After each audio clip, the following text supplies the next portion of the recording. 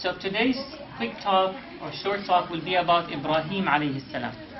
And I claim that Ibrahim alayhi salam is one of the most significant prophets of Islam. Not of all religions, but of Islam. So let's quickly see how much we know of the significance of Ibrahim. Not the details of the life of Ibrahim. Because at this point, you probably know, random facts or incidents of the life of Ibrahim alayhi salam. So let's see if we, at the beginning, know what is the significance of Ibrahim alayhi salam in our deen. What is the significance of Ibrahim? He was? Critical. He was a critical thinker. Did you go to first masjid? No, I don't know. No? Okay. Because the Imam that day, he spoke about the critical thinking and reasoning of Ibrahim. He was a critical thinking. But that's fine. I'll take that answer. Does Ibrahim alayhi salam have any special status in Islam? Yes. Okay. When Allah asked him to submit himself, he said, I submit myself to Allah right Okay. away. Wonderful. So Ibrahim alayhi salam had submitted himself to Allah Azza wa Jal perfectly, wholesomely. So Ibrahim alayhi salam is described in the Quran. Any of you can guess how many times Ibrahim alayhi salam was mentioned in the Quran? Yes? 11? A bit more. Actually, a lot more. He was mentioned in 25 different surahs, 73 times, much more than the Prophet Muhammad sallallahu alaihi wasallam, and much more than any of the other prophets. Now this is significant. When Allah Azza wa Jal emphasizes a person or a character in the Quran, it's for a good reason. So Ibrahim alayhi salam was emphasized in the Quran many times. Right. Who among you know the 5 all-star prophets, or the special all-star prophets, also known as?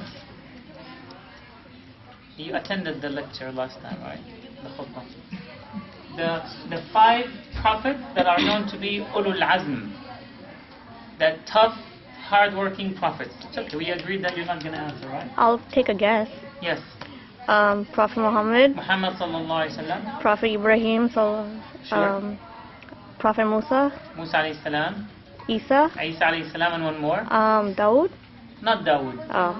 Nuh alayhi No, salam. okay. Nuh alayhi salam. So these 5 prophets are the most, as the hadith describes them, ulul azm, the hard-working prophets, very special in terms of their achievements. So Ibrahim alayhi salam was one of ulul azm. One of ulul azm.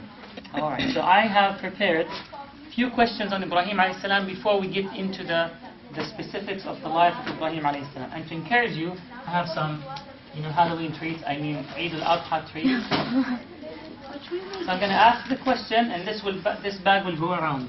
So you're just going to take 1 or 2 of these, so you can hand it to Khalto. And then whoever answers the question, just move the bag around and then take. All right. So let's get started with Ibrahim alayhi salam. There's much more to say about Ibrahim alayhi salam and how special we look at Ibrahim alayhi salam. And maybe throughout these questions I would emphasize that. So where did Ibrahim alayhi salam live? Where did he live? He agreed not to answer. Maruf. Makkah. Where did Ibrahim alayhi salam live? He lived in Makkah.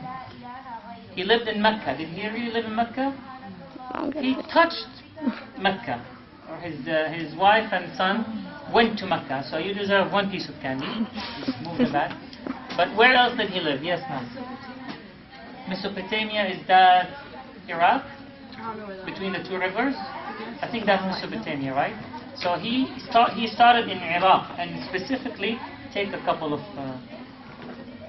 so specifically in a town called Babel, or Babylon, I think they call it in the Bible. Where else did he live? So he started in Iraq. Did he stay in one country or one city throughout his life? No. And that's a major aspect of the life of Ibrahim alayhi salam, that he had migrated and moved around so much. Not just sightseeing, he moved around so that he can tell people about Islam. And again, Ibrahim alayhi salam was a Muslim, just like all the other prophets.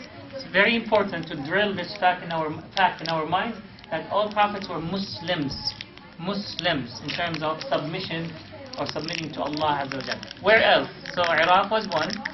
He did go to Kaaba or Mecca before the Kaaba was even there, and it was just a plain, desert. Where else did he go?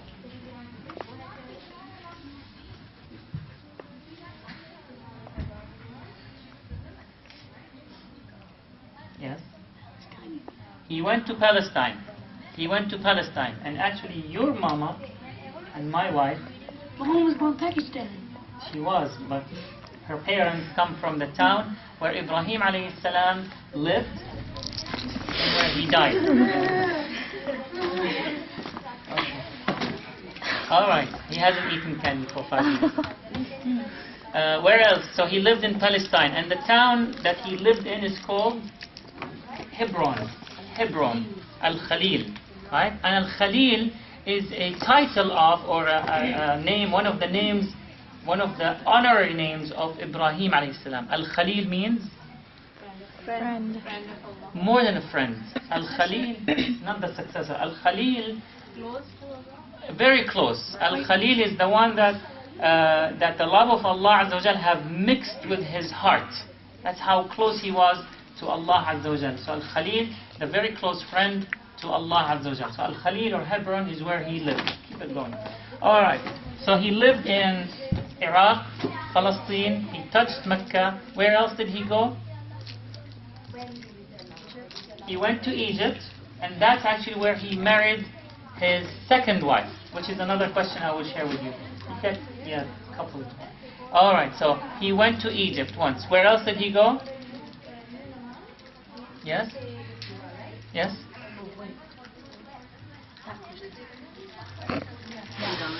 Not Iran. Well, that whole area was, Iraq and Iran was the same area. So it's not Yemen, Syria. So Syria, did you say Syria? Okay, so he went to Syria, and it's documented in the Quran, the incident that happened in Syria. Alright, so move on. So Ibrahim alayhi salam had married 2 wives. So what are the names of his 2 wives? I don't. Give him a chance. Give the young ones a chance. You can come tell me. Someone who did not answer yet. Yes, ma'am. Hajar and Sarah alayhi Right, so Hajar and Sarah alayhi salam. Which one was first? Sarah was the first one, and they did not have babies initially until they became very old. And then Hajar alayhi salam, there's 2 narrations. So one that says that Sarah had given Ibrahim a gift, another wife, because she couldn't bear babies. So that gift was Hajar alayhi salam. The other story is that when they went to Egypt, the king of that land has given him Hajar as a gift. Right? And at that time, I guess, women did not have that. They really want in. Oh.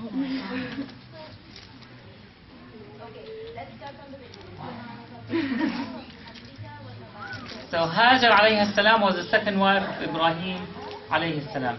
Alright, so Sarah and Hajar. Very important to understand your history. Okay? So Ibrahim alayhi salam had how many children? 2. 2, 3, 4, 5. Only 2? Yes. Okay. How many of you think he had more than 2? Alright, the sons of Ibrahim were? Give him a chance. Give him a chance. Let them try. Someone who did not answer yet. Yes, ma'am. At all? No problem. In a minute you would know, inshallah. You'll be smarter in 1 minute. Yes. Ismail alayhi salam and Ishaq alayhi salam. So the sons of Ibrahim are Ismail and Ishaq. And the biblical names for Ismail and Ishaq are Ishmael and Isaac, right? Is that how they say it? Isaac. Isaac, right? So these are the 2 sons of Ismail alayhi salam.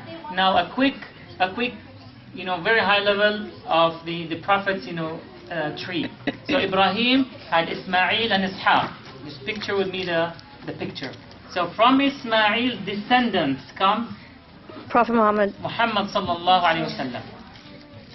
From Ismail descendants comes Muhammad sallallahu alayhi wasallam.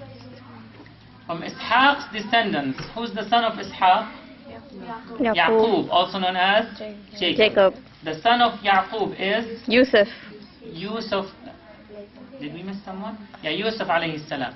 So Yusuf alayhi salam used to say, he used to say about himself, or the Prophet ﷺ said that Yusuf is Al-Kareem, Ibn Al-Kareem, Ibn Al-Kareem, Ibn Al-Kareem. Yusuf is the most dignified or noble, the son of the most noble, the son of the most noble, the son of the most noble.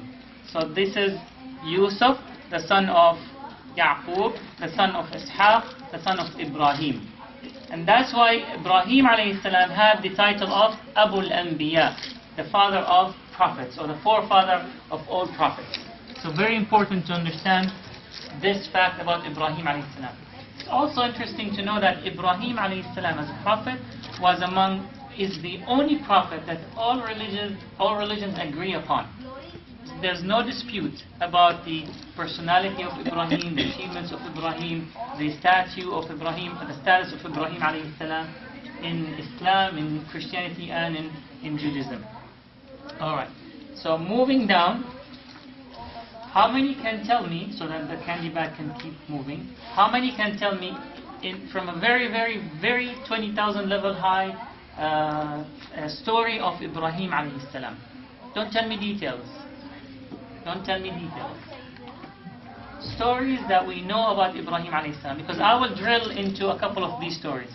Just 3 stories of Ibrahim alayhi salam. Someone who did not say anything yet. He was ordered to sacrifice. He? Was ordered to sacrifice. Very good. So this the story of the sacrifice of Ismail alayhi salam, and that's why we sacrifice in Hajj. Move the candy back. Let's give a chance to someone who did not answer. Who did not say anything yet? Oh, you did not? Oh, get your pen. Another story of Ibrahim alayhi salam. Someone who did not say anything yet. I'll pick on you. If you don't speak up, I will point at you. Yes, He is the one who initiated the building of Kaaba. very good. So he was ordered to build the Kaaba, and that's when he started to do it, or did it with his own son Ismail. So Ibrahim and Ismail built the Kaaba, or actually rebuilt the Kaaba. Because who initially built the Kaaba? Adam alayhi salam. So initially Kaaba was built by Adam, and Ismail and Ibrahim rebuilt it. Alright, so he built the Kaaba. Other stories, yes? He was thrown in the fire by the king Nimrod, I think. Well, these are 2 different stories. So he was thrown in the fire, in the huge fire, and he did not die. And then the other story is when he stood in front of the king and Namrud, right? So that's another big story. Yes? When he destroyed the Candy. idols. When he destroyed the idols. Remember the story when he destroyed the idols that his people used to worship? Other story? Yeah. I don't know, you had your hand. Another story. Was he ordered to leave his wife and newborn child? Very good. So the story when he was ordered to take his wife, which wife now?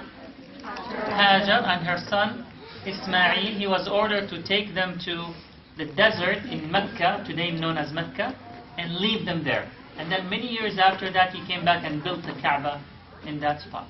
So that's another story in the Quran. What else about Ibrahim?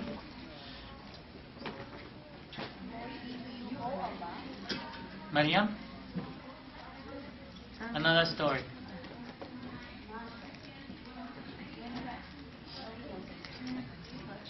No? This is almost it. Yes, ma'am.